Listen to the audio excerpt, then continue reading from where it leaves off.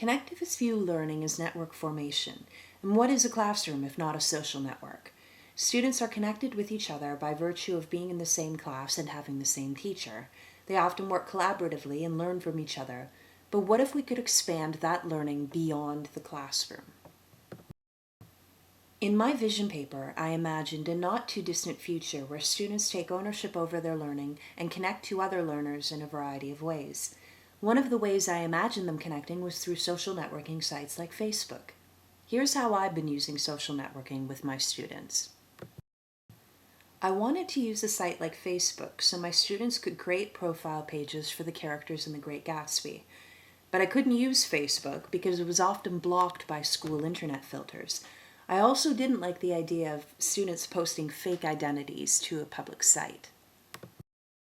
That's what led me to Ning. Ning is an online platform that allows individuals to create social networks for any kind of group they want. These networks can either be public or private. I essentially asked students to imagine that Facebook was around during the time of The Great Gatsby, and then I had students imagine how the characters would interact on that site. Students created status updates, uploaded profile pictures, and chose templates that suited their character. They also wrote on each other's walls and created and joined groups that their character would join. Finally, I had them write a series of short blog posts to demonstrate their understanding of their particular character's point of view. Using social media made this project a lot more engaging for students because it more closely mirrored the types of communication they were used to doing outside the classroom. But when considering Bloom's taxonomy, I realized that most of the thinking students were demonstrating was fairly low level. Still, through the discussions that had been taking place on students' walls, I could see the potential for higher order thinking. Next, we moved on to using the network to expand our literature circles beyond the bricks and mortar of our school. At first, the site functioned more like a study guide where students shared links and uploaded content that would help them understand their novels. I used to do background lessons on all of our novels, but then I figured, why not let them construct the background lesson? After each literature circle meeting, we would go to the computer lab and students would log into the network and blog about their books. Then they would read and comment on what their classmates had written. By responding to their classmates' comments, they were able to see diversity of opinion and reconsider prior assumptions. Students would tag their blog posts, and then as they prepared for the essay, which admittedly is not my ideal culminating task, but I get overruled by my colleagues in this area, they used the tags to find related posts from their classmates. They used the ideas from the blog posts then to develop their thesis statements. In my media class last year, my students teamed up with a class in Listowel.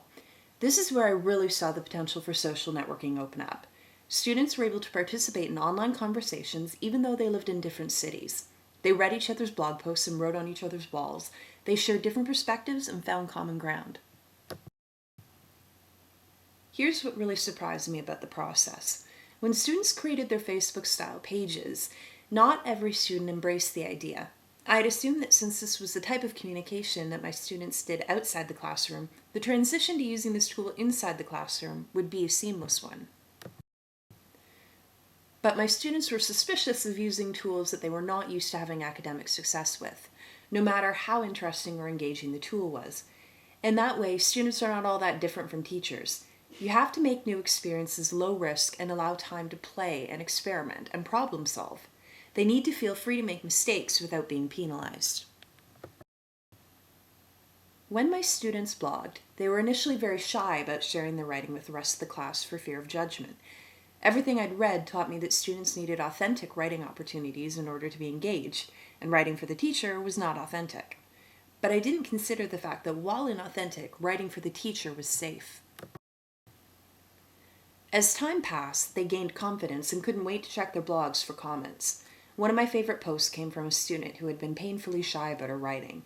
By the end of the semester, she was able to reflect on how she'd grown and how she now viewed herself as a good writer, thanks in part to the feedback from her peers.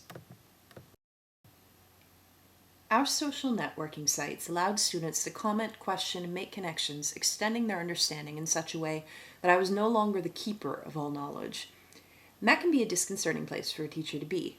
Sometimes I felt like I wasn't working hard enough because the students were taking all the responsibility for the learning. But the thing I started to realize was that I had to get away from the idea that it was my job to teach them The Great Gatsby. Because let's face it, after grade 11, their knowledge of the plot of The Great Gatsby might help them out one night during Jeopardy, but that's about it.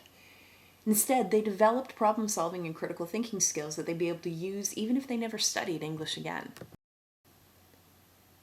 But the biggest surprise was also the most positive one. My biggest concern when I started using social networking sites was that I'd have issues of bullying. Conventional wisdom taught me that the perceived anonymity of the internet led students to say things to each other online that they would never say face to face. Our site wasn't open to the public, so students weren't completely anonymous.